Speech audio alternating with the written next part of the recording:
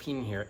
The Rivian R1T just hit 10,000 miles. I want to check the tire wear using this little gauge here. I'm using one of these little tire gauges. I'll put a link to these on Amazon. They're really cheap. Everyone should have one. Now this Rivian has the 21-inch road wheels with the Pirelli Scorpion Verde all seasons. This is the left rear. It's at 8/30 seconds. Now this is still the only tire that will fit the Rivian 21-inch wheels, and they're about $451 on Tire Rack. Okay, here's the left front, also at 8/30 seconds. The right front, it's at 7/30 seconds. Little uneven wear there. In the right rear, it's at 8/30 seconds also.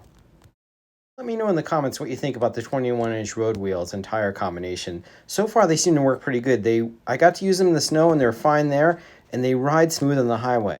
The weight and power of this truck required a very special tire, and so far, this one's been working pretty good. It's a little expensive, but it's okay. Remember to like and subscribe for more videos on Wi-Fi and tech products, Rivian and Tesla.